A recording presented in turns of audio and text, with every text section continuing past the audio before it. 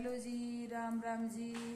आप सभी कैसे हैं? आप सब भी ठीक होंगे और हम भी ठीक हैं। और आज का दिन है मंगलवार।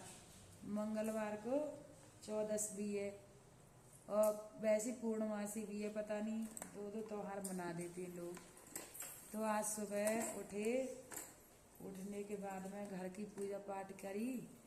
पूजा पाठ करके चले गए मंदिर। मंदिर से लौट के आए तो बेटे की आज दौड़ थी, तो इतना दिमाग परेशान हो गया। चिंता लगी रहती है। भरोसा तो होता है बच्चों पे, लेकिन फिर भी चिंता लगी रहती है। तो माँ के मंदिर में बहुत परेशान हुई मैं, और घर पे आके भी बहुत परेशान हुई, लेकिन कर कुछ नहीं पाता आदमी। 12 बजे फिर फ़ोन आया उसका कि मम्मी दौड़ोगी। तो मैं बहुत खुश हुई। खुश होने के बाद में हम और हमारा बेटा कृष्णा दोनों जने चले गए प्रसाद लेने। प्रसाद लेके आए तो एक माता रानी की में पिन्नी करी हमने आज शाम को, और एक कल सुबह करेंगे। फिर कथा कराएंगे तुरंत ही, क्योंकि हमें इतना बड़ा हौसला दिया। हमारे बच्चे की बात सुनी। माता की कितनी बड़ी कृपा हुई हमारे बच्चे के ऊपर कि उसे इतना माता ने शक्ति दी।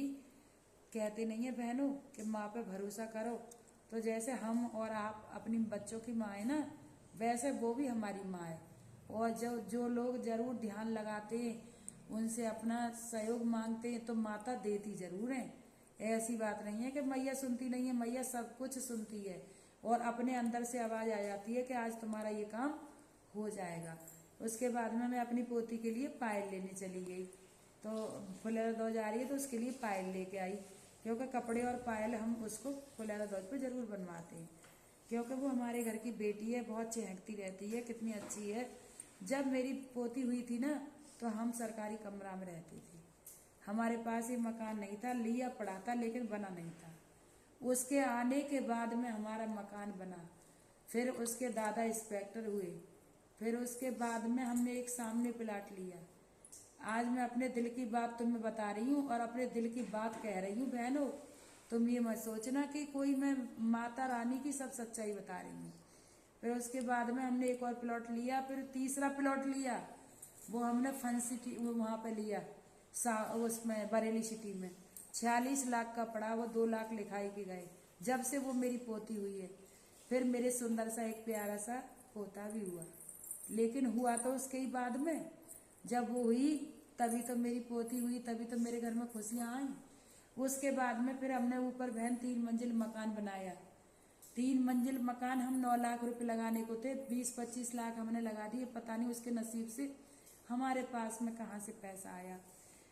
उतना करने के बावजूद फिर मेरा छोटा बेटा भी पुलिस में हो गया, क्योंकि देखो कितनी बड़ी खुशी की बात होती है माँ के लिए। माँ के चाहे 4 बच्चे होते हैं, लेकिन माँ तो माँ होती है ना अपने बच्चों की। तो माँ ने इतना बड़ा आशीर्वाद दिया कि मेरा दूसरा बेटा भी लग चुका। अब उसके दादा की 5 साल है, उन्हें कोई टेंशन नहीं है। जब तक मेरे बच्चे कमा लेंगे, जब ये रिटायर होंगे तो आत्मा सुखी होंगी। और हम कितने भी अच्छे हैं, कितने भी पैसे वाले हैं, तो हम क्या करते हैं कि बच्चों को 2000 की जरूरत होती है तो 1000 रुपये देते हैं। तो बच्चों का कैसे पूर्ति पड़ जाए, तो बच्चे परेशानी रहेंगे ना। लेकिन अपना पैसा ऐसा होता है बहनों कि अपने बच्चे के अपनी कमाई काम आती है, माँ बाप की नहीं। किसी ने कुआं भर के दौलत रखी थी, क्या बच्चों के काम आई थी? वो भी खा चुके थे बच्चे। जब हमारे बच्चे 1 पैसे को 4 पैसे बनाएंगे, तभी तो हमारे बच्चे बढ़ेंगे।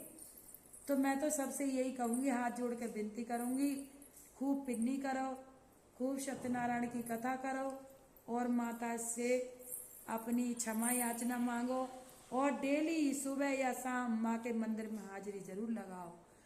तुम्हें मंदिर में कोई धक्का मारे वो खुद भरेगा, तुम्हें कोई मंदिर से निकाले वो खुद भरेगा। अगर तुम्हें प्रसाद नहीं चढ़ाने देता, तुम अपना प्रसाद अपने माथे से लगा के अपने घर पे ले आओ। क्यों? कि माँ तो भाव की भूखी होती है, तो माँ की तुलना तो कोई नहीं कर सकता ना। तो इसीलिए आप किसी का बुरा मत मानो, सब बुराइयां पीछे को करो, और माँ के आगे चलते रहो। सभी के काम बन जाएंगे, सभी के बिगड़े काम बनते हैं। मेरा भरोसा, मेरा विश्वास है। और जय श्री राधे, जय श्री श्याम।